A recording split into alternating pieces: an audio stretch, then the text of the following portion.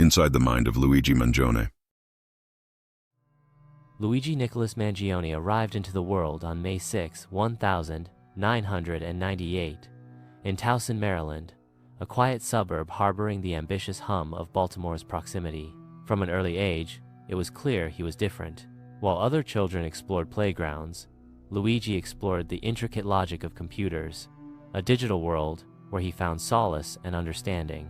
His parents, Kathleen and Louis Mangione, watched with a mix of pride and a nagging sense of unease as their son's intellectual brilliance bloomed. His grandfather, Nicholas Mangione, a successful businessman, cast a long shadow, a legacy of ambition and achievement that Luigi seemed destined to inherit. The Gilman School, an all-boys private institution, was a crucible for intellect, a place where minds were sharpened and ambitions forged. Luigi excelled, graduating as valedictorian, his speeches laced with a detached eloquence that hinted at a deeper, more complex interior. He navigated the social currents with a calculated precision, forming connections but never truly belonging. The structure of academia, the rigid schedules, the predictable outcomes. It was a system he understood, but one that failed to ignite a genuine spark within him. The University of Pennsylvania, a bastion of academic excellence, provided Luigi with the tools to dissect the world through the lens of computer science. He pursued dual degrees in computer engineering and information science, with a minor in mathematics, his focus on artificial intelligence, a reflection of his fascination with the human mind's intricate workings. Even here, amidst the intellectual fervor, he remained an enigma, a solitary figure navigating the binary world of ones and zeros. His internship at Firaxis Games, working on Civilization VI, offered a glimpse into the creation of virtual worlds, simulations of human behavior, and societal structures. He found a strange comfort in manipulating these digital realities, a sense of control that eluded him in the messy, unpredictable world outside the screen. His stint as a data engineer at TrueCar exposed him to the cold, hard logic of data analysis, the patterns of consumer behavior, the algorithms that drove the economy. He witnessed the manipulation of information, the subtle ways in which data could be used to influence and control. This experience further fueled his growing distrust of corporate power and the systems that perpetuated it. The move to Hawaii, a supposed escape to paradise, became a descent into isolation. The physical pain from his back injury, exacerbated by a surfing accident, mirrored the growing pain in his soul.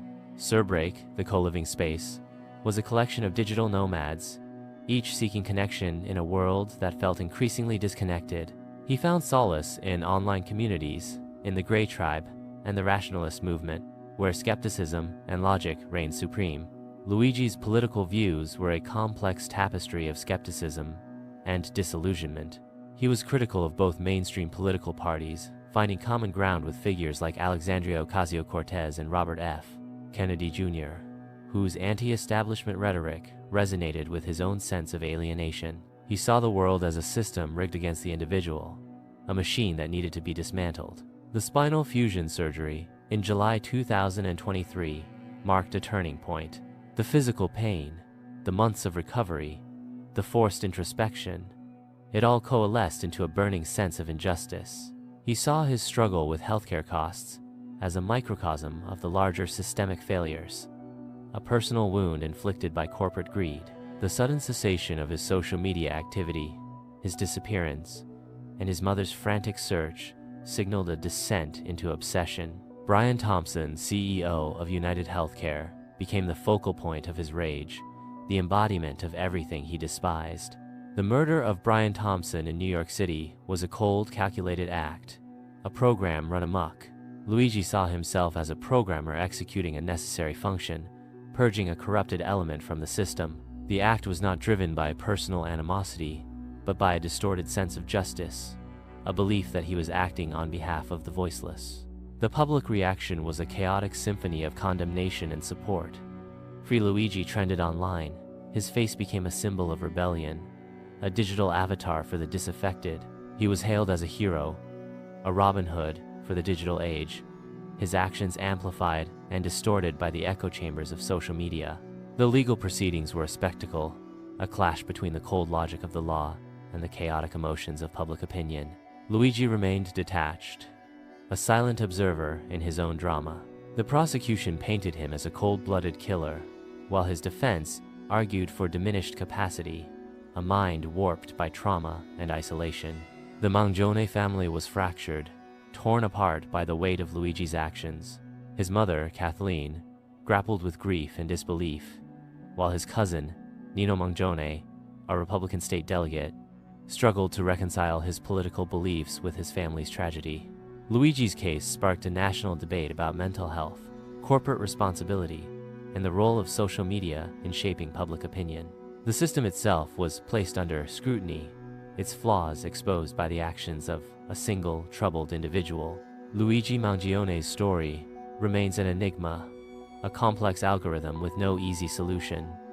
Was he a villain, a victim, or a symptom of a larger societal malaise? His actions left behind a legacy of ambiguity, a chilling reminder of the potential for technology to both connect and isolate, to both enlighten and distort. The code remains unresolved, a question mark hanging over the digital age. Bonus. The most disturbing true crime stories.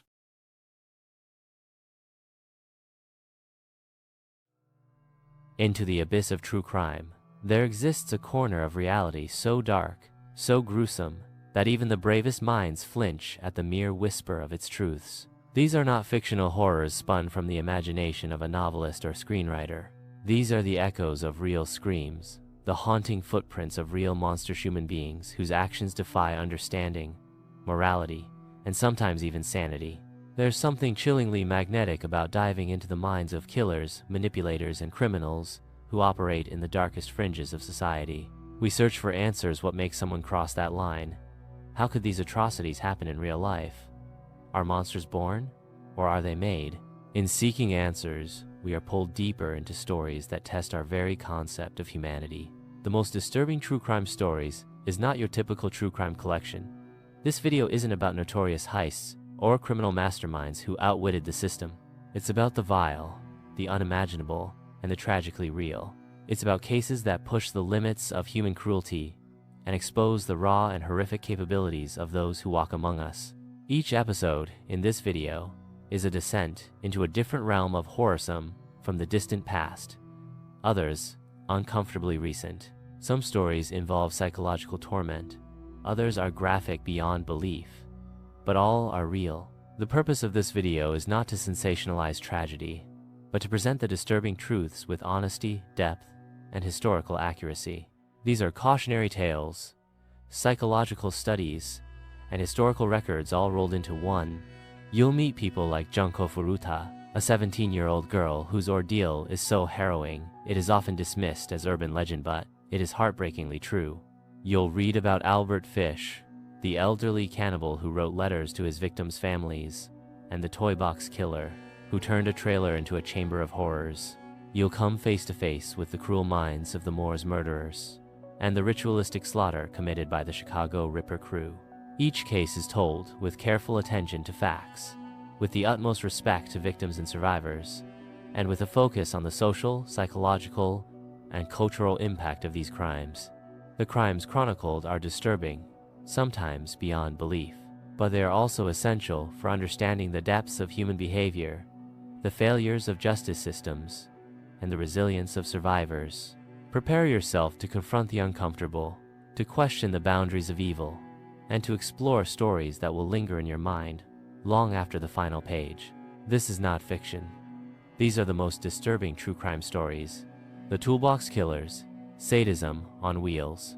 In the summer of 1979, a series of disappearances in Southern California left families devastated and police searching for answers. It wasn't until later that authorities discovered the shocking truth behind the vanishing of 5 teenage girls.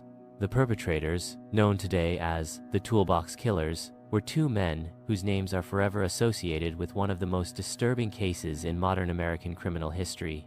This is the story of Lawrence Bittaker and Roy Norris, and how their seemingly normal lives hid one of the darkest conspiracies of cruelty ever uncovered.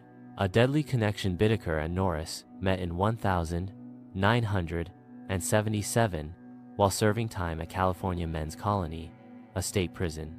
Despite their differences, Bittaker was highly intelligent and outwardly calm, while Norris had a history of violence and instability. They found common ground and shared dark fantasies. What started as conversation quickly turned into a dangerous partnership. After being released from prison within months of each other in 1979, the two men reunited and began planning what they referred to as a project. Their goal was to kidnap and harm teenage girls, using a specially modified van that allowed them to remain mobile and undetected. The disappearances between June and October of 1979, 5 teenage girls disappeared under suspicious circumstances. 1. Lucinda Schaefer, 16. 2. Andrea Hall, 18. 3. Jackie Gilliam, 15. 4. Leah Lamp, 13. 5. Shirley Ledford, 16. Each girl was last seen walking alone, either hitchhiking or returning home from school or work. In most cases, there were no immediate witnesses, and evidence was limited. The connection between the victims wouldn't be discovered until months later, when the truth behind their disappearances was finally revealed. The Van of Secrets Bittaker had purchased a silver GMC van and removed the back seats to create space in the rear. This van, which they referred to as Murder Mac, became central to their crimes. They drove around Southern California, looking for potential victims. When they found someone vulnerable, they would lure them into the vehicle by offering a ride. Once inside, the van's doors were locked, the windows were covered, and escape was nearly impossible. The mobile nature of their plan allowed them to operate for months without drawing suspicion. The break in the case. The investigation took a major turn when Roy Norris was arrested for an unrelated offense. During questioning, he confessed to the earlier crimes and implicated Bittaker. He also provided information about the locations of the victims and the methods they used. Authorities searched Bittaker's home and the van, uncovering evidence that linked both men to the disappearances. Items found included photographs and recordings that investigators later described as deeply disturbing. The trial and public reaction. Roy Norris agreed to testify against Bittaker in exchange for a reduced sentence. He was sentenced to 45 years to life in prison. Bittaker, on the other hand, was convicted on multiple counts of murder, kidnapping, and assault, and received the death penalty in 1981. He remained on death row until his death in 2019. The case drew national media attention due to the calculated nature of the crimes and the disturbing dynamic between the two men. It also raised serious questions about the effectiveness of the parole system and the challenges of identifying and stopping offenders before they act again. Psychological impact. Criminal psychologists have studied the Bittaker and Norris case extensively, especially because they operated as a pair. While most serial crimes are committed by individuals, this case revealed how dangerous two people can become when their darkest instincts align. The two seemed to feed off each other's lack of empathy, and their actions escalated with each new victim. The case is often used in criminal justice education as a key example of team-based criminal behavior, planning, and predatory targeting. Remembering the victims, at the center of this tragedy are the young girls whose lives were stolen far too soon. Each victim had dreams, goals, and loved ones left behind. Their names are still remembered today, and their families continue to honor their memories through advocacy, education, and awareness campaigns. Legacy of the case. The Toolbox Killers case remains one of the most chilling in American criminal history, not just for the crimes themselves, but for how methodically they were planned and executed. It serves as a stark reminder that evil can hide in plain sight, and that ordinary appearances can sometimes mask the most dangerous intentions. Thanks to diligent investigative work and the courage of those who spoke out, the truth was brought to light. Justice, though never complete, was served. If you or someone you know ever finds themselves in danger or witnesses suspicious behavior, speak up. Trust your instincts. Early action can save lives. The murder of Junko Furuta, 44 Days of Hell. In the late 1980s, Japan witnessed one of the most heartbreaking and disturbing criminal cases in its history. It involved a young high school student named Junko Furuta.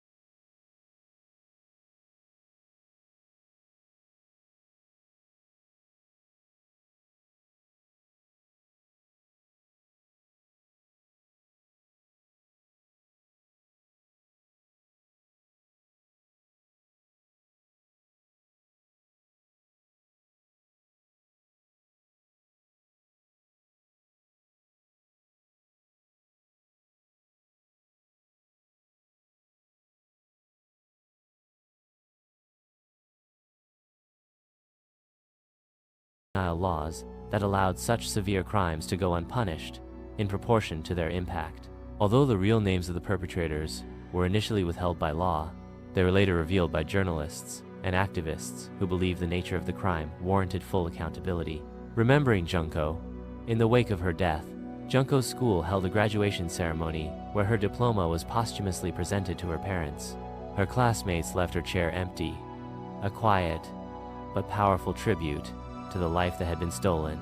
Over the years, Junko Furuta has become a symbol not only of the horrifying nature of the crime, but of the importance of speaking out, protecting the vulnerable, and holding people accountable, regardless of age or influence. Her story has been used in educational contexts across Japan and beyond, as a cautionary tale and a reminder of the importance of intervention when something doesn't feel right. It also opened conversations around the roles of bystanders, law enforcement, and community responsibility. The Moors murders. Ian Brady and Myra Hindley. In 1960s England, a quiet region near Manchester became the backdrop to one of the most haunting true crime cases in British history, known as the Moors murders. This case involved the couple Ian Brady and Myra Hindley, who committed a series of killings that shocked the nation and left a permanent scar on the country's collective memory. The crimes weren't just brutal, they were calculated, deliberate, and carried out by individuals who, from the outside, appeared to be an ordinary couple. A disturbing partnership, Ian Brady and Myra Hindley met while working together at a chemical distribution company in Manchester in the early 1960s. Brady was intelligent, but deeply influenced by violent literature and extremist ideologies. Hindley, initially quiet and conservative, became infatuated with him. Under his influence, she began to adopt his worldview, eventually becoming a willing accomplice in his dark plans. What started as a twisted romance evolved into a partnership that would lure innocent children and teenagers into irreversible danger. The crimes between 1963 and 1965, the pair were responsible for the deaths of 5 young victims, all between the ages of 10 and 17. The crimes were premeditated and methodically carried out. The couple often posed as a friendly pair offering help or requesting assistance. Once the victim was isolated, they were taken to a secure location. The victims were later buried on Saddleworth Moor, a remote and desolate area near Manchester. It was this detail that gave the case its now infamous name. The victims. The names of the victims are remembered in the UK to this day. 1. Pauline Reed, 16. 2. John Kilbride, 12. 3. Keith Bennett, 12. His remains have still never been found. 4. Leslie Ann Downey, 10. 5. Edward Evans, 17. These young individuals were full of potential and innocence, taken far too soon by a pair who exploited their trust. How the case unfolded. The turning point in the investigation came with the murder of Edward Evans. Brady had invited him to his home, where Hindley's brother-in-law, David Smith, was present. During the encounter, Smith witnessed a violent act and fled the scene, later reporting what he had seen to police. His cooperation led to a search of the couple's home, which revealed photographs, tapes, and written material that connected Brady and Hindley to the previous disappearances. Most chillingly, a photo of Hindley posing on Saddleworth Moor eventually helped police locate the burial sites of several victims. Trial and sentencing. The trial took place in 1966, and both Brady and Hindley were found guilty. Due to the nature of the crimes, they were sentenced to life imprisonment. Brady remained in prison until his death in 2017. Hindley, who later claimed she had been manipulated by Brady, was denied parole multiple times and died in custody in 2002. The trial gripped the UK, not only because of the severity of the crimes, but also due to the public shock over a woman's involvement in such acts. At the time, it was nearly unthinkable. The lasting impact. The Moors murders had a profound effect on the UK. Public awareness. The case led to greater caution among families and communities, with stronger public awareness about child safety and stranger danger. Media ethics. The intense media coverage raised questions about how crime is reported, particularly regarding the privacy of victims' families and the ethical portrayal of offenders. Criminal psychology. The partnership between Brady and Hindley became a significant case study in criminology and psychology, especially in understanding how influence, manipulation, and shared ideologies can fuel violent behavior. Ongoing search for Keith Bennett. Perhaps the most heartbreaking aspect of the case is the unresolved fate of 12-year-old Keith Bennett. Despite multiple searches over the decades, his body has never been found. His mother, Winnie Johnson, campaigned tirelessly until her death, pleading with authorities and even Brady himself for answers that never came. Lessons from the case. The Moores murders case teaches us that evil can sometimes take on a familiar, even ordinary appearance. Brady and Hindley lived in a regular neighborhood, had steady jobs, and presented themselves as just another couple. But behind closed doors, they were planning and committing acts that would devastate families and horrify the nation. This case also demonstrates the importance of listening to witnesses, acting on suspicions, and understanding how psychological manipulation can lead individuals down dangerous paths. Remembering the victims above all, we must remember the young lives lost. Pauline, John, Keith, Leslie Ann, and Edward. Their stories are more than tragic headlines. They were real children with futures, families, and dreams. Their memories continue to be honored by their loved ones and the public, who ensure their names are never forgotten. The Moores murders remain one of the most devastating cases in UK history. It forced the nation to confront the darkness that can exist behind seemingly normal facades, and prompted lasting changes in how society addresses violent crime, justice, and mental health. By telling this story carefully and respectfully, we ensure that these lessons and the lives affected are never lost to time. The Toy Box Killer.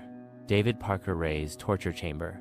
In the remote town of Truth or Consequences, New Mexico, a shocking case unraveled at the turn of the 21st century. A man who seemed quiet, almost unremarkable, was revealed to be one of the most disturbing figures in American criminal history. Known as the Toy Box Killer, David Parker Ray constructed a hidden room filled with specially designed tools, used not for industrial work but for something far more sinister. His case remains one of the most complex and disturbing ever investigated, not just because of what he did, but because of how meticulously he planned everything and how many questions remain unanswered to this day. Who was David Parker Ray? Born in 1939, David Parker Ray was a former mechanic and maintenance worker with a long history of psychological issues and disturbing fantasies. He served in the U.S. Army and later worked for the local Parks Department. Outwardly, he maintained a relatively low profile, and many neighbors never suspected anything unusual about him. However, behind closed doors, Ray was building something he referred to as his toy box, a soundproof trailer designed to carry out acts of extreme control and manipulation. This wasn't something done impulsively. It was carefully orchestrated over many years. The discovery. In March 1999, everything changed. A woman managed to escape from captivity in Ray's home, and her courageous report to police sparked a massive investigation. Authorities executed a search warrant at Ray's property and discovered the infamous trailer parked behind his residence. What they found was chilling. The trailer was filled with devices and items suggesting long-term planning and preparation. Investigators quickly realized they were not dealing with a single isolated incident, but something far more extensive and deeply disturbing. The Toy Box. The trailer was a converted utility space, rigged with surveillance equipment, restraints, and other specialized tools. It was designed to make it nearly impossible for anyone inside to communicate with the outside world. What disturbed investigators even more was the presence of video cameras, personal items, and detailed notes. These documents hinted at the possibility that multiple individuals had been brought into the trailer over the years, and that David Parker Ray may have had accomplices. The role of others. Indeed, the investigation revealed that Ray had not acted alone. At least 2 other individuals were identified as collaborators. Cindy Hendy, his girlfriend, who admitted to assisting him and was later convicted. Jessie Ray, his daughter, was also investigated but faced less severe charges. Their involvement raised questions about how something so elaborate could happen for so long without being noticed. The victims. One of the greatest tragedies of the Toy Box Killer case is the uncertainty surrounding the number of victims. While several survivors came forward after the case went public, no confirmed homicides were ever linked directly to Ray. However, law enforcement believes he may have been responsible for many disappearances over the years. Ray himself reportedly claimed to have harmed more than a dozen individuals, but investigators were unable to locate remains or physical evidence to confirm this. He used drugs to sedate victims and allegedly erase their memories, leading some survivors to question whether what they experienced was even real until the trailer proved otherwise.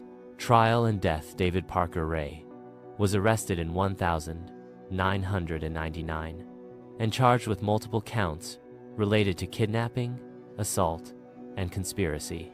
Just before he was due to begin serving a long prison sentence, he died of a heart attack in 2002, sparing him a full trial and preventing closure for many of his alleged victims. His girlfriend, Cindy Hendy, was sentenced to 36 years in prison after cooperating with authorities. She was released in 2019 after serving roughly half her sentence, which sparked public outrage, lasting questions. Despite the extensive investigation, many questions remain. How many victims were there really? Were there more accomplices? Were the victims primarily local, or did Ray target travelers and those unlikely to be reported missing? Law enforcement searched nearby lakes and properties, but were unable to uncover enough evidence to fully confirm Ray's confessions.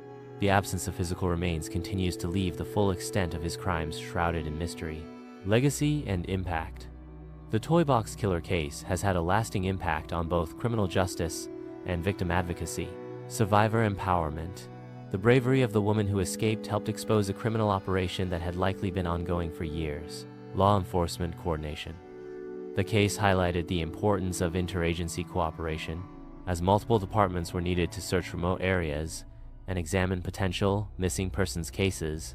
Trauma awareness. It also brought attention to the psychological manipulation and trauma survivors often endure, and how hard it can be for them to come forward, especially when they've been made to doubt their own memories. David Parker Ray may have taken many secrets to the grave, but his case stands as a reminder of the importance of listening to survivors, trusting instincts, and recognizing that evil doesn't always look obvious. Sometimes it hides in plain sight, well-dressed, polite, and ordinary on the outside. This story is about more than just crime. It's about the strength of those who escaped, the importance of justice, and the pursuit of truth, even when the full answers may never come. The Hello Kitty murder. A nightmare in Hong Kong. In 1999, a shocking case in Hong Kong sent ripples of horror across the globe. It wasn't just the nature of the crime that disturbed the public, it was the surreal and deeply unsettling discovery that followed. A missing woman's remains were found hidden inside a Hello Kitty doll, leading the case to be known worldwide as the Hello Kitty murder. This case wasn't just about a crime. It revealed how power, fear, and silence can combine to create a tragedy that no one saw coming until it was too late. The victim, Fan Man, Yi Fan Man. Yi was a 23-year-old woman who had faced many challenges in her life. Raised in an orphanage after being abandoned as a child, she struggled through poverty and addiction. Despite this, she was making efforts to improve her life, working at a nightclub and caring for her young son. In early 1999, Fan came into contact with a man named Chan Man Lok, a known figure in the criminal underworld. What started as a personal dispute between them would soon escalate into something far more tragic. The disappearance Fan was reported missing in March 1999. Her friends and family were concerned, but in a city as dense and fast-moving as Hong Kong, missing adult cases often go unresolved, at least initially. Months went by with no sign of her, and there were few leads. That changed when a 14-year-old girl approached police with a shocking story. The break in the case. The girl told police that she had been staying in the apartment of Chan Man Lok and witnessed events that disturbed her deeply. Her testimony led police to search the apartment where Fan had last been seen. What they discovered shocked the entire investigative team. Inside the apartment, among the debris and personal belongings, officers found a large Hello Kitty mermaid doll, and inside its hollow interior were human remains. Forensic analysis later confirmed that the remains belonged to Fan Man Yi. It was a case so surreal that headlines around the world picked up on it almost instantly. The contrast between the innocence of a beloved children's toy and the horror of what it contained captured the world's attention. The investigation and trial, 3 individuals were arrested and charged in connection with the crime. Chan Man Lok, the ringleader, Long Vai Lung, Long Xin Cho. All 3 were linked to organized crime activity. During the trial, the court heard testimony about the events that took place in the apartment over a period of weeks. The suspects were accused of holding Fan against her will and abusing her. The most crucial evidence came not just from the forensics, but from the testimony of the teenage girl who had initially come forward. Her courage in speaking out became instrumental in ensuring that justice could be pursued. Sentencing. In 2000, the court convicted all 3 men not of murder, but of manslaughter, due to insufficient evidence proving intent to kill. They were each sentenced to life in prison with the possibility of parole after 20 years. The verdict sparked debate and criticism from the public, many of whom felt that the charges didn't reflect the severity of the case. Public reaction and media coverage. The case attracted significant media attention, both locally and internationally. The disturbing details, combined with the unique Hello Kitty imagery, caused widespread shock. The juxtaposition of innocence and horror created a lasting psychological impact, especially in Hong Kong. In the aftermath, Hong Kong's citizens began to reflect on deeper issues raised by the case. How can vulnerable individuals be better protected from exploitation? What responsibilities do communities and neighbors have when they sense something is wrong? How do we balance media freedom with ethical reporting on sensitive cases? These conversations brought greater awareness to the rights of victims, youth exploitation, and domestic violence. The lasting impact. Though many years have passed since the Hello Kitty murder, the case remains a haunting example of how violence can exist behind closed doors in even the busiest of cities. It also serves as a powerful reminder that no life is without value, regardless of someone's past or status in society. Fan Manyi's story is one of a woman who had struggled, but who was trying to move forward.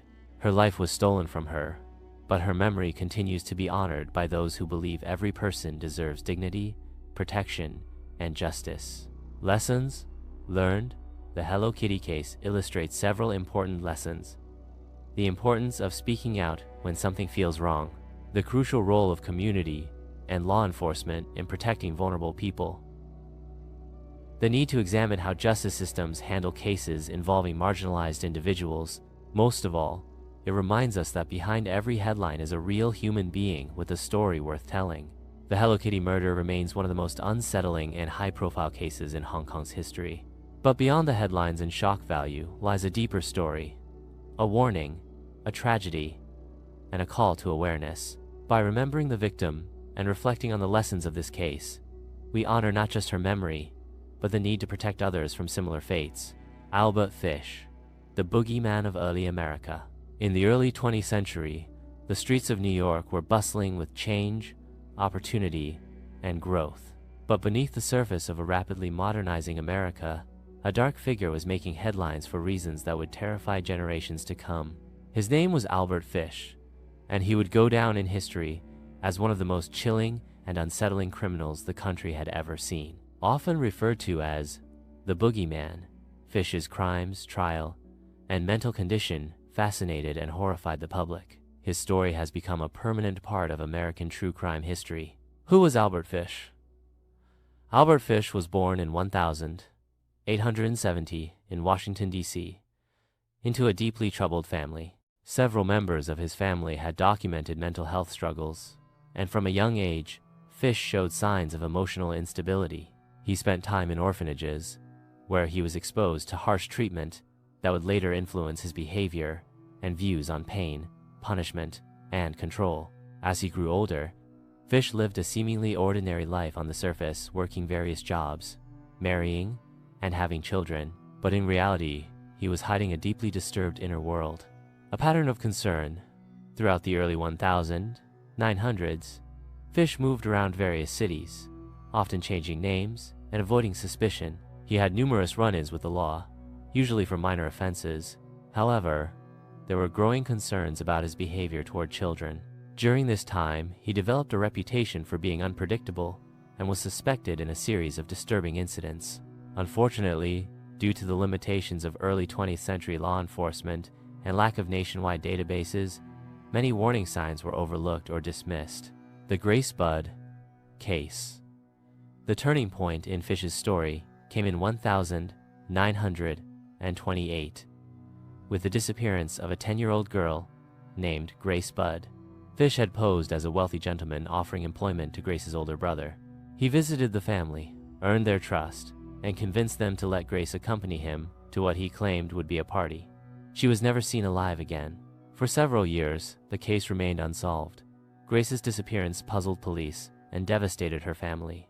The case drew public attention and was widely reported in the media. But it wasn't until 1934, when a letter arrived at the Budd family home, that investigators finally had a break: the arrest.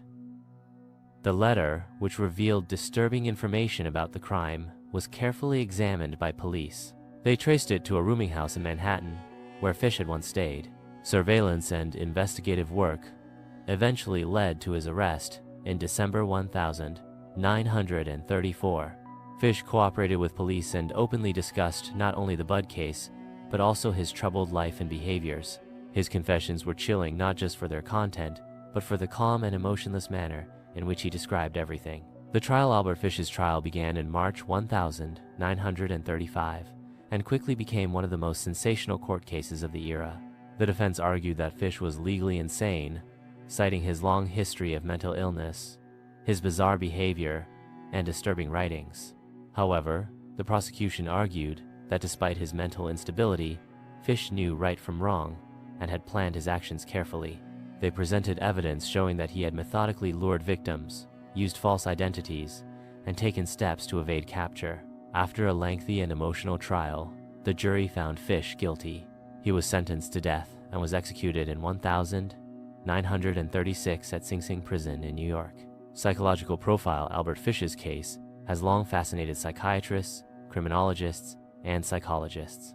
His actions, combined with his traumatic childhood and personal writings, made him one of the earliest examples of a highly complex criminal mind in American history. Many experts believe Fish suffered from severe psychosis, likely including multiple disorders. Yet his ability to function in society, plan his crimes, and manipulate others showed a disturbing level of control. His case raised questions that are still discussed today. Can someone be mentally ill and still fully responsible for their actions? How should the justice system handle individuals with extreme psychological conditions? What warning signs were missed? And could this have been prevented? Legacy and impact. The Albert Fish case has left a deep imprint on American true crime history for several reasons. Legal history. It highlighted the complexity of criminal responsibility and mental health in court cases. Public awareness. The media coverage of his trial brought national attention to the importance of child safety. Forensic advancements. The investigation showed the early use of forensic handwriting analysis to track down suspects. His case also contributed to early studies in criminal profiling, a practice that would later become standard in law enforcement agencies worldwide. In retrospect, Albert Fish is often referred to in documentaries, books, and true crime discussions, not for shock value, but as a case study in the intersection of trauma, mental illness, and criminal behavior.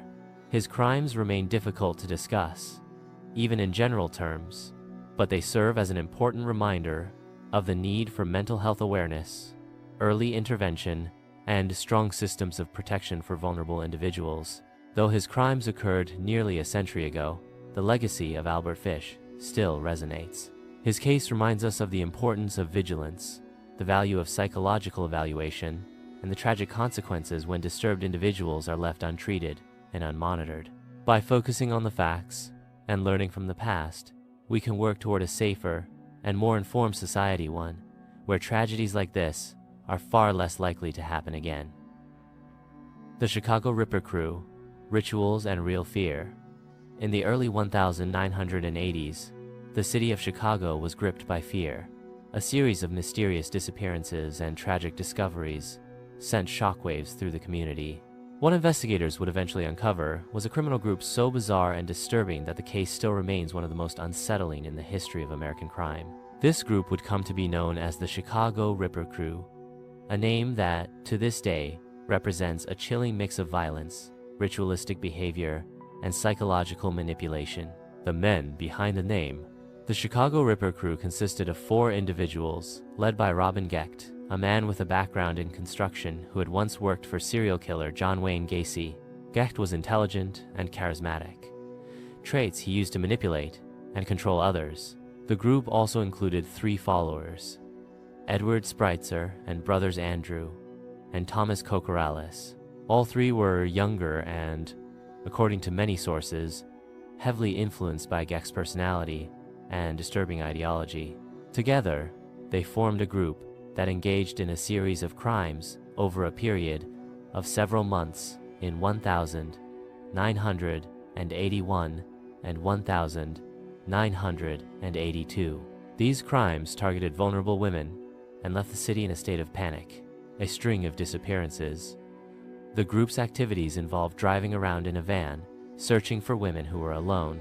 Victims were taken to a secluded location where they were held against their will. These incidents were marked by what police described as a pattern of ritualistic behavior, though the exact details were not released to the public in full due to their disturbing nature. What investigators did share is that the crew believed they were carrying out acts tied to occult symbolism and strange personal beliefs, likely influenced by Gecht's distorted views and writings. At least 18 women were believed to be connected to the case, though not all could be conclusively linked to the group due to a lack of evidence. The turning point. The crew was eventually brought down, not through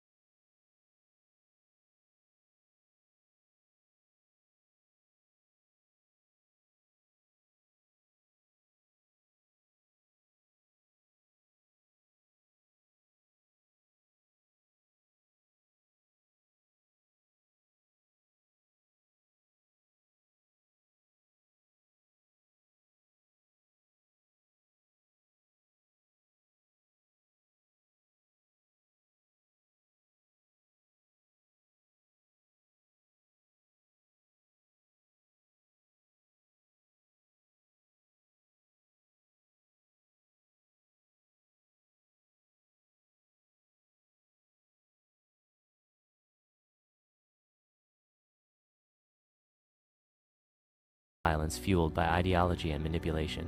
Though justice was served in various degrees, the lessons learned from the case continue to guide modern criminal investigations and reinforce the need to stay vigilant against dangerous group dynamics. By telling this story responsibly, we remember the victims, honor the courage of survivors, and reaffirm the importance of justice, truth, and collective safety. The Vampire of Sacramento, Richard Chase. In the late 1970s, a quiet neighborhood in Sacramento, California, became the center of one of the most terrifying and tragic true crime cases in U.S. history. A man named Richard Chase would later be known as the Vampire of Sacramento, due to the strange and disturbing beliefs that fueled his crimes. His case is not only disturbing because of what happened, but also because it reveals the devastating consequences of untreated mental illness and how deeply someone can become detached from reality. Who was Richard Chase? Richard Trenton Chase was born in 1950 in California. From a young age, he exhibited signs of severe behavioral and emotional issues. He struggled in school, had difficulty forming relationships, and experienced frequent outbursts of aggression. As he got older, these issues intensified, particularly after drug use and isolation in his teenage years. By his early 20s, Chase was diagnosed with paranoid schizophrenia, a serious mental disorder characterized by delusions, hallucinations, and distorted thinking. He became convinced that people were out to harm him and believed his body was failing in strange and impossible ways. Instead of receiving long-term care and supervision, Chase eventually slipped through the cracks of the mental health system. Delusions and mental decline. One of the most disturbing elements of Chase's case was his belief that his blood was turning to powder and that his organs were shrinking or disappearing. He believed the only way to survive was to replenish himself, leading to increasingly erratic and dangerous behavior. His actions were not driven by malice in the traditional sense, but by deep psychosis. He didn't view his victims as people, but as part of a delusional survival process. This made him unpredictable and extremely dangerous. The crimes. In the span of 1 month, in 1978, Chase committed a series of violent crimes that shocked the Sacramento community. Each incident involved a different household and happened with no clear pattern, making it extremely difficult for law enforcement to track or anticipate his next move. What made the case especially terrifying was how random and spontaneous the attacks were. Chase did not target specific individuals. She chose homes that were unlocked or appeared vulnerable. This created widespread fear, as it seemed anyone could become a target. The investigation. After the final incident, a tip from a community member led police to Chase's apartment. When officers arrived, they were shocked by the state of his home. There were clear signs that he had been deeply immersed in his delusions, with evidence of strange behavior and writings found throughout the residence. Forensic evidence, including fingerprints and ballistics, connected him to the scenes of the crimes. Chase was arrested without resistance and taken into custody. The trial, Richard Chase's trial, began in 1979. His defense team argued that he was not guilty by reason of insanity. However, the court found that he understood the consequences of his actions enough to be held responsible. He was found guilty of multiple counts of first-degree murder and was sentenced to death. In 1980, before his execution could take place, Chase was found dead in his cell due to an apparent suicide. Mental health and public safety.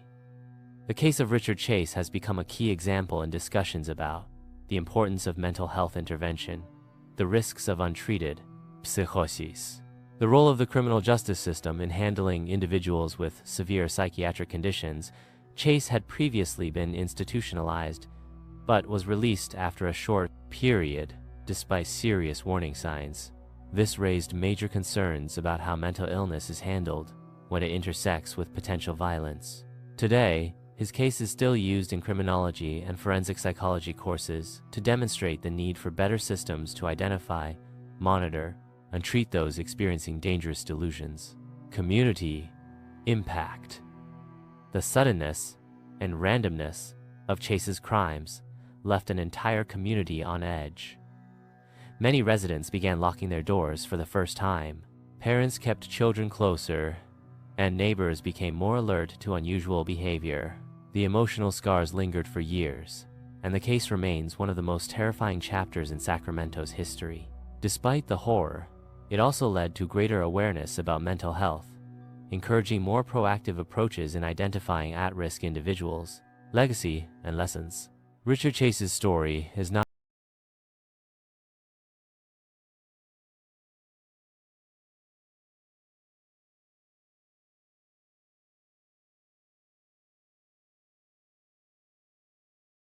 psychological conditions.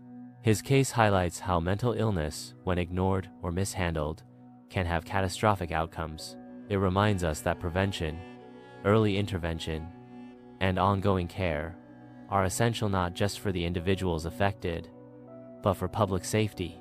The Vampire of Sacramento left behind a legacy of fear, tragedy, and reflection.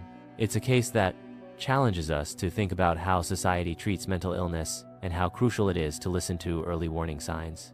By sharing this story responsibly, we aim to raise awareness, promote better mental health support, and ensure that such tragedies are prevented in the future through compassion, action, and informed care.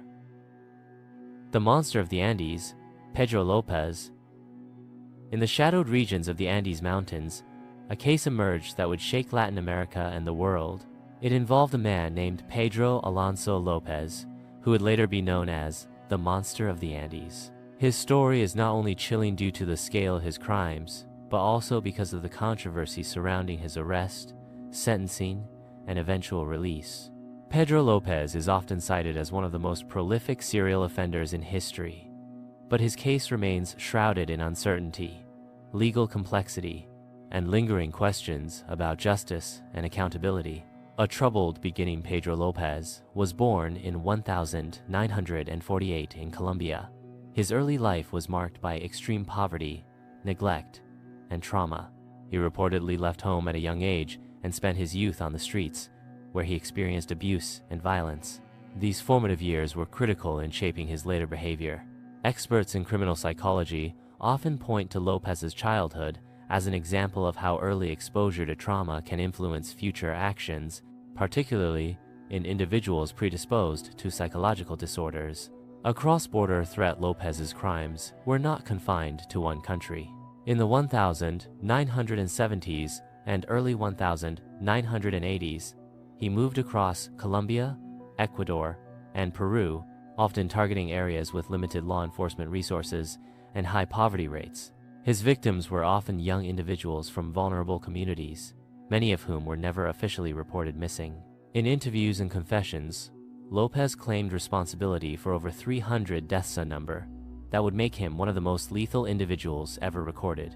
However, due to the conditions in rural South America at the time, official documentation was inconsistent, and many cases remained unsolved. The investigation and arrest Lopez was eventually arrested in Ecuador in 1980, after a failed attempt to abduct a child in a public market. Once in custody, he confessed to hundreds of crimes, even leading authorities to several grave sites in remote areas. His detailed knowledge of the locations and of the missing persons convinced investigators that his claims were not fabricated. Ecuadorian police were stunned by the scale of the crimes. Although not all of Lopez's claims could be verified, authorities did link him to dozens of known disappearances. The trial and sentencing.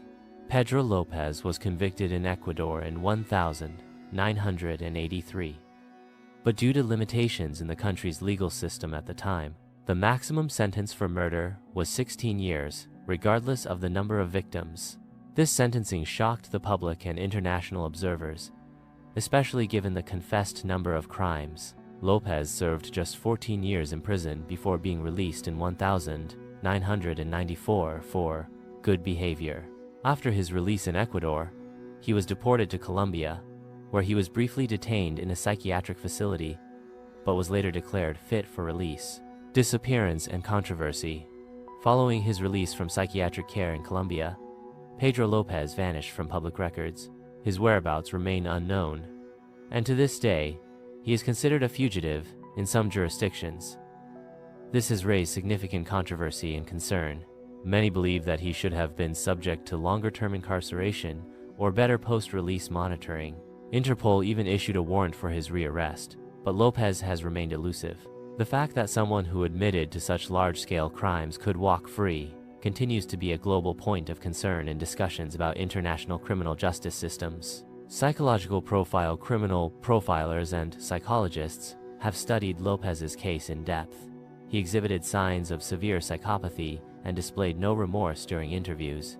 He saw his crimes as justified and even rationalized them with disturbing beliefs about society. His ability to move between countries and avoid detection for years also shows how systemic gaps in international law enforcement can allow dangerous individuals to evade accountability. Lessons and impact. Pedro Lopez's case left a deep impact on how multiple nations approach missing persons investigations, cross-border criminal activity, sentencing laws in cases involving serial offenses, mental health evaluations in the justice system. It also prompted greater cooperation between Latin American countries in criminal investigations and helped highlight the need for improved protection for vulnerable children and at-risk communities. Remembering the victims while Lopez's name gained notoriety, it's the hundreds of young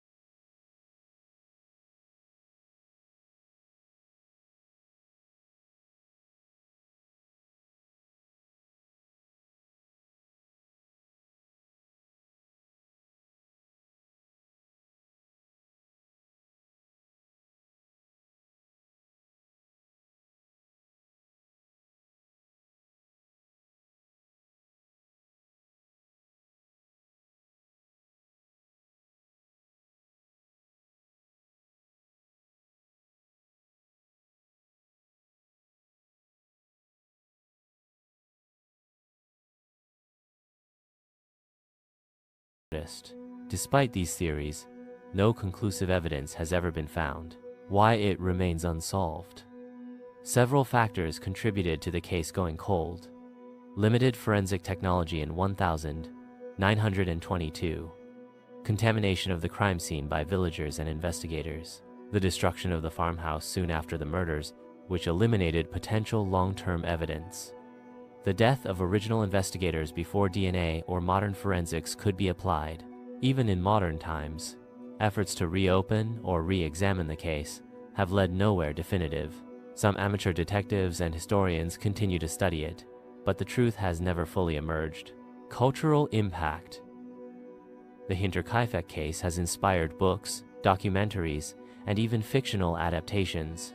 Its blend of isolation, mystery, and unresolved tragedy has made it one of Germany's most famous cold cases. The story is often used to explore the limits of early 20th century crime solving, the nature of small-town secrets, and the human desire to find answer 7 when none seem possible. Remembering the victims. While the mystery is what keeps people interested in the case, it's important to remember the victims. Andreas, Kazilia, Victoria, young Kazilia, Josef, and Maria whose lives were taken in an act of violence that shocked their community. Today, a simple memorial stands near the site of the old farmhouse, serving as a quiet tribute to the lives lost and the questions left unanswered. The Hinterkaifeck murders remain one of history's most chilling unsolved crimes.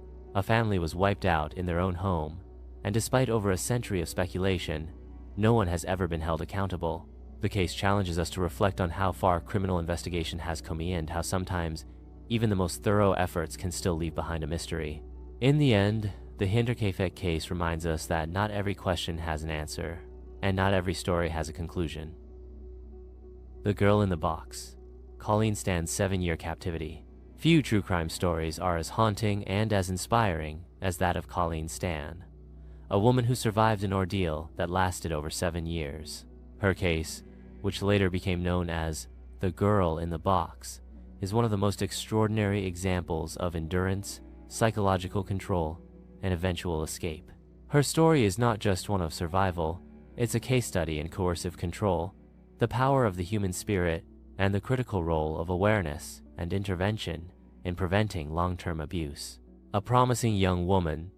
In 1977, Colleen Stan was 20 years old. She lived in Eugene, Oregon, and was, by all accounts, adventurous, independent, and full of life.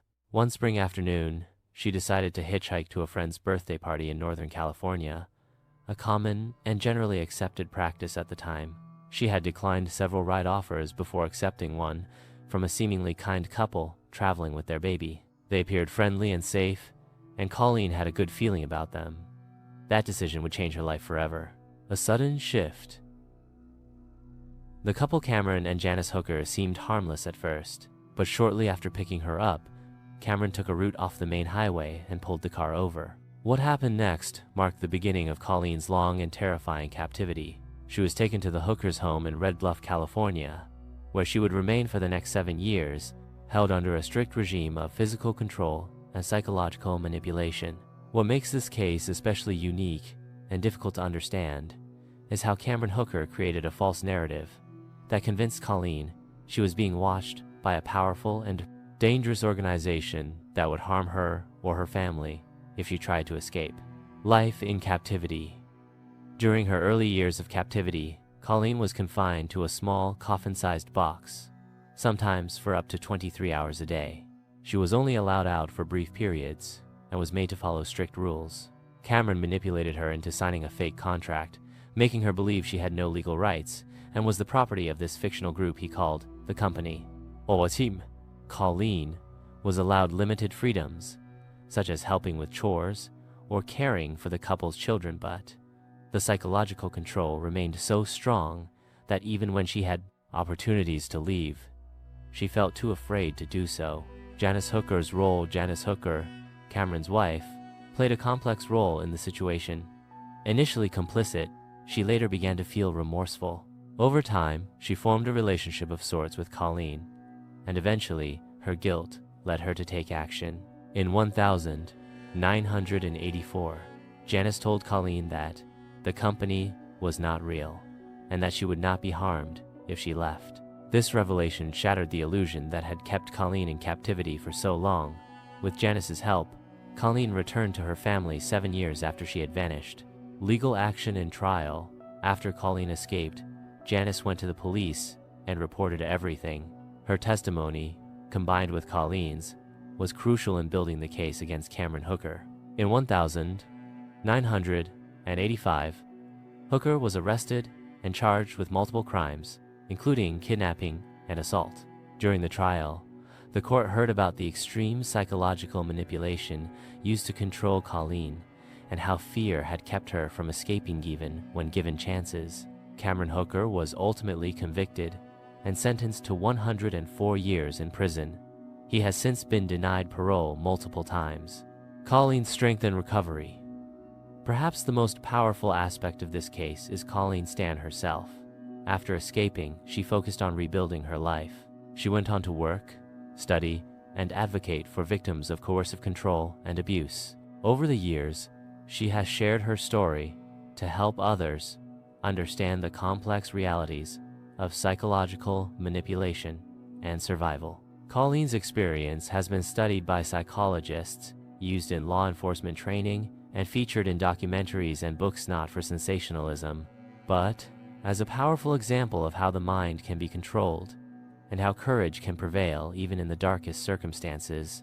Understanding coercive control. Colleen's story helped raise awareness about a form of abuse not always visible from the outside. Coercive control. This is when someone uses fear, manipulation, isolation, and lies to dominate another person over time. It taught the world that physical barriers are not the only ones that keep people trapped, and that those suffering in silence may not always be able to ask for help, even if it seems like they could.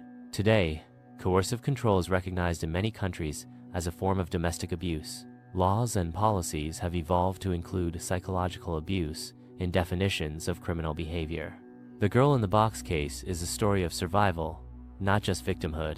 It's a story that reminds us of how powerful the human spirit can be even in the most extreme circumstances. Colleen Stan is not defined by what was done to her, but by her resilience, bravery, and commitment to helping others through her story. By sharing her experience respectfully and accurately, we bring attention to the hidden forms of abuse that still exist today and help create a world where no one feels trapped or alone. The Cannibal Couple of Russia, Dmitry and Natalia Baksheva. In 2017, a bizarre and disturbing case from Krasnodar, Russia, stunned the world. A married couple, Dmitry and Natalia Baksheva, were arrested after authorities uncovered evidence suggesting they may have been involved in crimes that included disappearance, deception, and possible acts of cannibalism.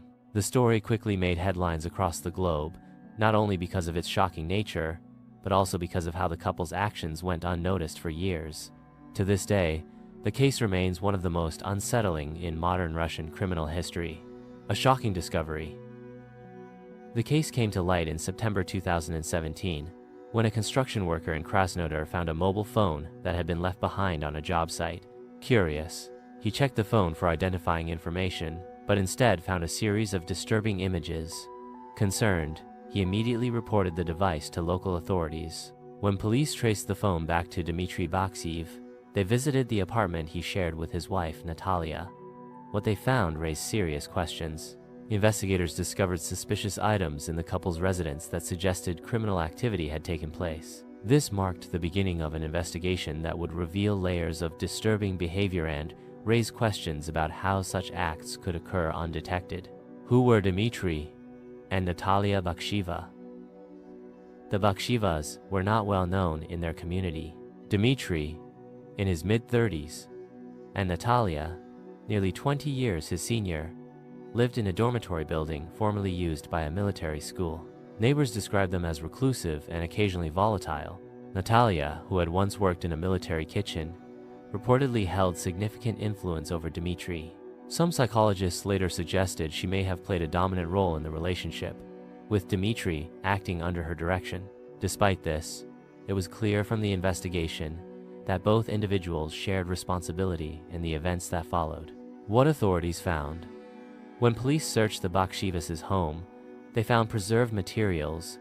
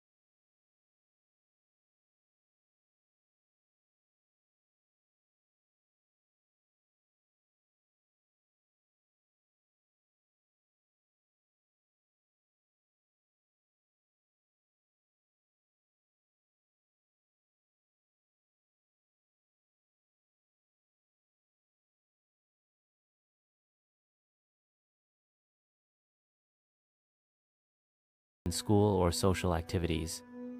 As he got older, Dahmer's behavior grew more erratic. He struggled with substance abuse, emotional disconnection, and obsessive thoughts. Although he attempted to enlist in the military and hold down jobs, his difficulties functioning in normal society became more pronounced. The crimes between 1978 and 1991, Dahmer committed a series of crimes involving young men and teenagers. His method often involved luring individuals back to his apartment with offers of money, photography, or companionship. Many of his victims were from marginalized communities, including people of color and members of the LGBTQ community, something that has led to serious conversations about systemic issues, including racial and social biases that may have prevented earlier intervention. Most of the crimes took place at Dahmer's apartment in Milwaukee, which investigators would later describe as a carefully controlled environment designed to conceal his actions. How he was caught. Dahmer's arrest came on July 22, 1991, when one of his intended victims managed to escape and flag down police officers.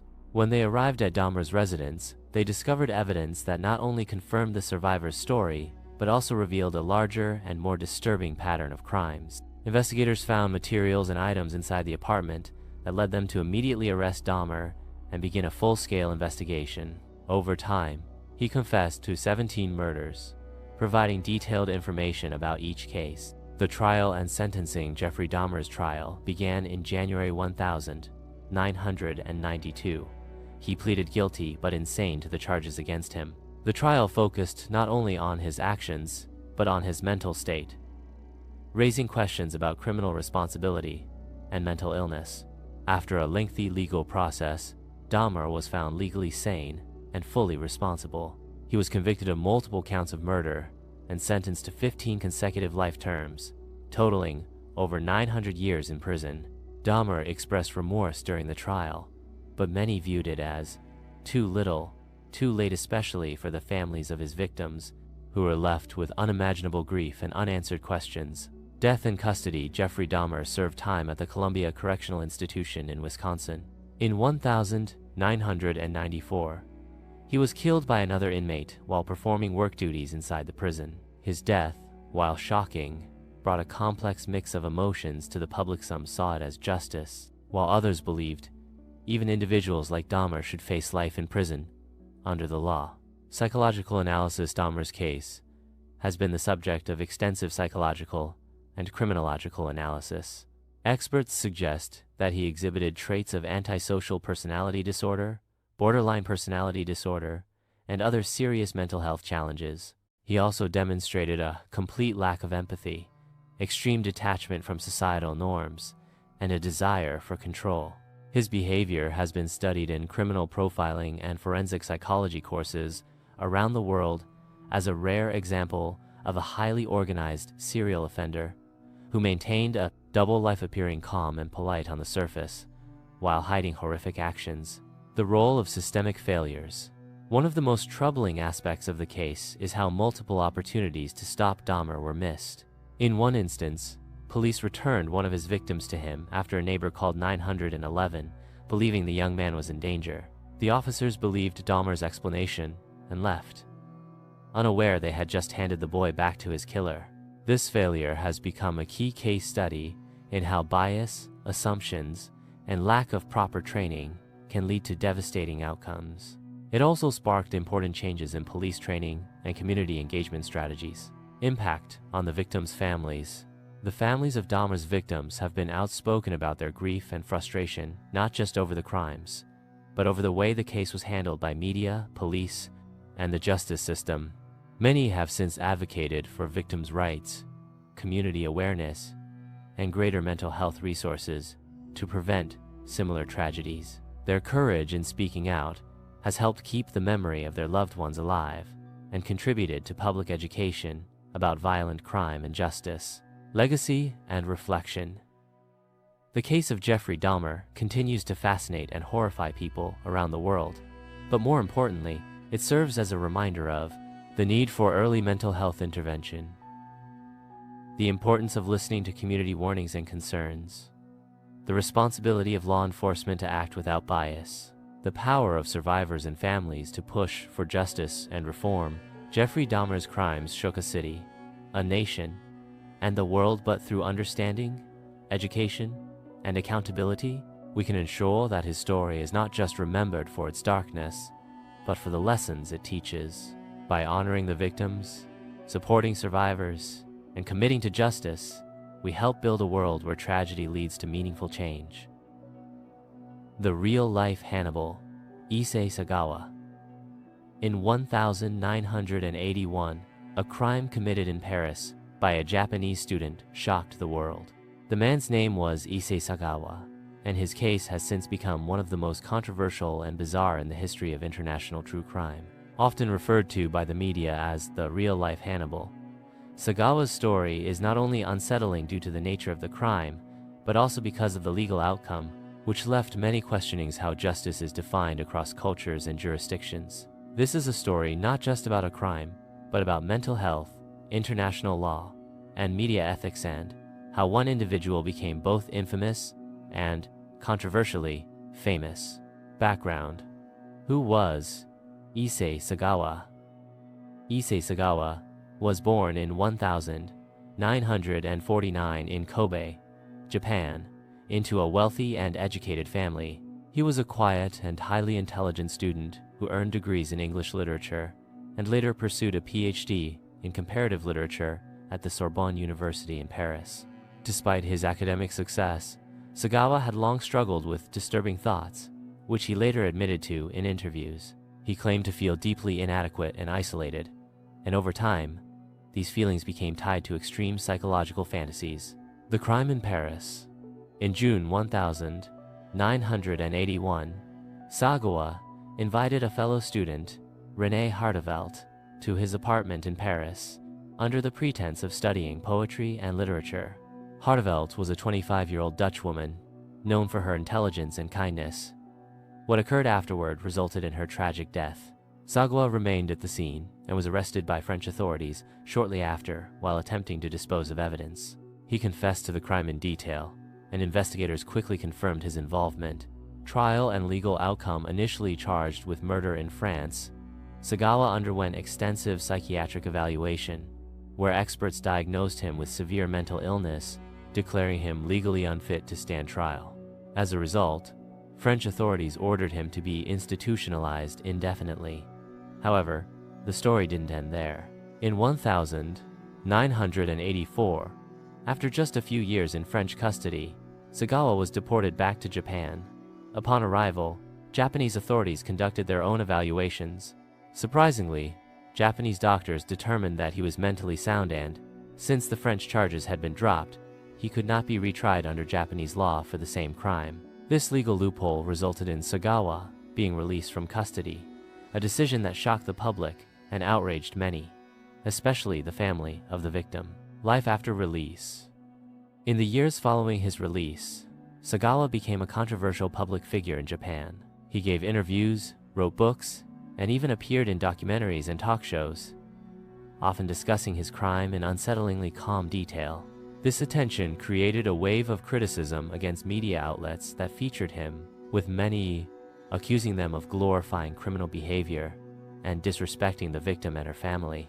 While some believed that Sagawa's openness helped raise awareness of mental health and legal system flaws, others felt he should have never been given a platform. Psychological analysis. Sagawa's case is frequently studied in psychology and criminology programs around the world. Experts note that his actions, while clearly criminal, were deeply intertwined with long-standing psychological disorders, including paraphilic disorders and antisocial tendencies. His case also highlights the challenges in assessing criminal responsibility across cultural and legal systems. What one country sees as a mental health issue, another may see as criminal intent, and the discrepancy can result in vastly different legal outcomes. Public reaction and cultural debate. The release and media exposure of Issei Sagawa sparked widespread outrage, not only in France and Japan but internationally. People questioned how someone who had admitted to such a serious crime could go free and then profit from his notoriety.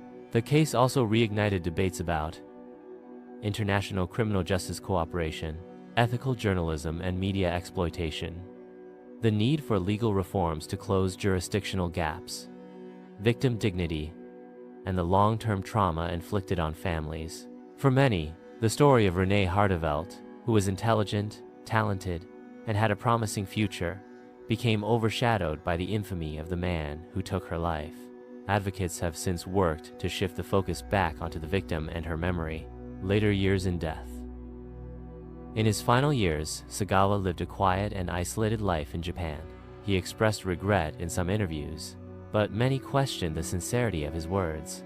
His health deteriorated over time, and he passed away in November 2022 at the age of 73. While his death closed the final chapter of his life, the case remains an enduring reminder of the limits of legal systems, the complexities of criminal psychology, and the importance of respectful storytelling in the realm of true crime. The story of Issei Sagawa is one that continues to raise difficult but important questions. How do we handle cases where mental illness, cultural differences, and international law collide? How should the media cover crimes without causing harm?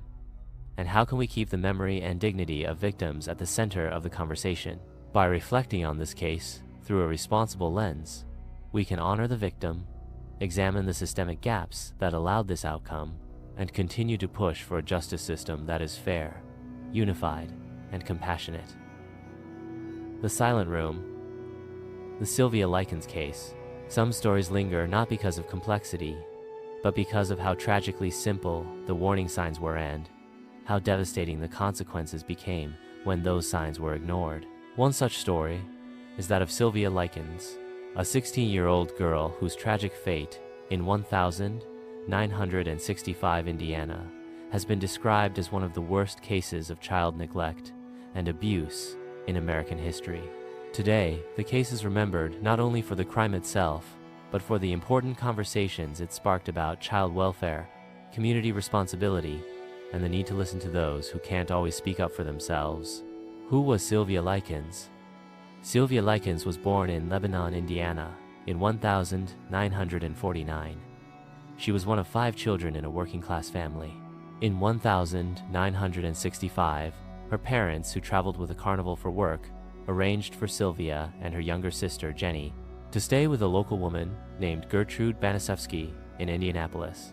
Gertrude was a mother of 7 and was known in the neighborhood as a struggling single parent. The Likens family paid Gertrude a small weekly fee to care for the girls while they were away for work, believing this arrangement would keep their daughters safe and supervised.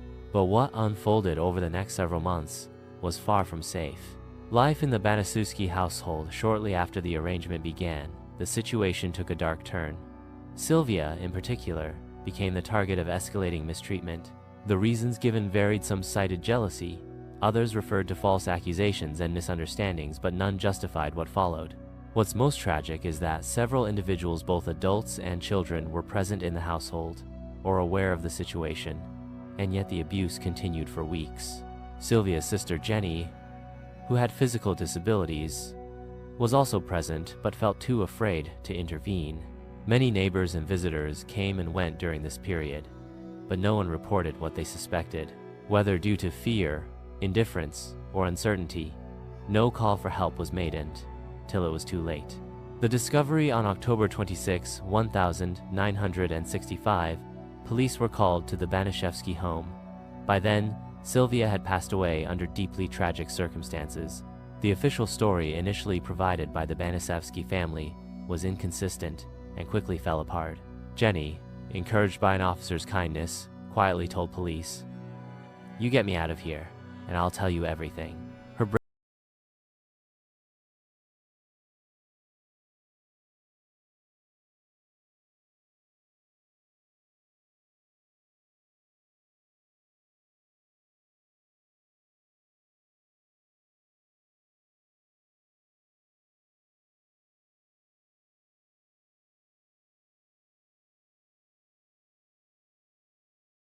multiple people participating or observing. Gertrude Banaszewski was found guilty of first-degree murder and sentenced to life in prison.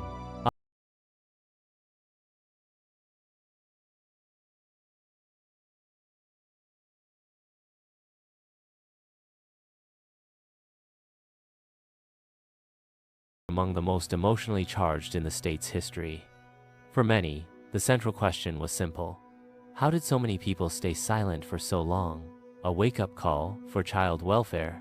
The Sylvia Likens case became a turning point in how the United States approaches child protection, particularly in cases where neglect or abuse occurs outside the traditional family structure. It revealed major gaps in systems meant to monitor child welfare, especially for children temporarily placed in the care of others. Key outcomes from the case included increased support for mandatory reporting laws, requiring teachers, doctors, and other professionals to report signs of child abuse, greater emphasis on community responsibility and intervention, new educational programs to help children recognize unsafe situations and seek help. Remembering Sylvia Likens was more than a headline. She was a real teenager with dreams, siblings, and a kind heart. In the years following her death, memorials and advocacy efforts have honored her memory. In 2001, a memorial plaque and garden were established in Indianapolis, serving as a quiet but powerful tribute. Her sister Jenny, who lived with the trauma for the rest of her life, also became an advocate for child protection, sharing her story to raise awareness about the signs of abuse and the importance of speaking up. Lessons and legacy. The Sylvia Likens case reminds us that silence can be deadly and that everyday people, not just professionals, have a responsibility to protect vulnerable children in their communities. It also teaches us about the power of one voice. Jenny Likens, though frightened and alone, found the courage to speak out. Her words helped bring justice for her sister and prevented others from suffering the same fate. The case continues to be studied in legal, psychological, and social work settings as a tragic but important example of systemic failure and how change can begin with awareness. The silent room where Sylvia Likens spent her final days is no longer just a place. It's a symbol of what can happen when abuse goes unnoticed, when victims are unheard, and when bystanders do nothing. But her story, painful as it is, also carries a message of hope that through remembrance, education, and collective action, we can build a world where every child is seen, heard, and protected. Confronting darkness, honoring truth. True crime stories are not just tales of terror. They are reflections of society, psychology, justice, and above all, humanity. The Most Disturbing True Crime Stories has taken us through some of the darkest corners of human behavior across different countries, cultures, and time periods. From calculated manipulation and psychological control to systemic failures and silent suffering, each chapter revealed not only the crime but the complex web of factors that allowed it to happen and the people impacted by it. This video is not about glorifying criminals or sensationalizing violence. It's about remembering victims, understanding warning signs, and examining the systems that must be improved to prevent such tragedies from happening again. Key reflections. Victims first. Behind every case is a real person whose life was lost or changed forever. Their stories deserve dignity, compassion, and remembrance. The power of awareness. Many of these crimes went undetected or unreported for too long. In nearly every chapter, there were missed opportunities to intervene. By learning the signs and speaking up, lives can be saved. Mental health matters. Several stories highlighted how untreated or mismanaged mental health conditions can escalate into danger not just for the individual, but for those around them. Mental health awareness, support, and intervention are essential. Systemic gaps need closing, whether due to outdated laws, lack of cooperation between countries, or institutional indifference. Justice was delayed or denied in many of these cases. Legal and social systems must be strengthened to ensure better protection and accountability. Survivor strength. Some of the most powerful stories in this book are not about the crimes but about the survivors. Their courage to endure, escape, and speak out gives us hope and teaches us resilience in the face of darkness. Why these stories matter. It can be uncomfortable to read about crimes so disturbing and tragic, but facing these realities is the first step toward creating meaningful change.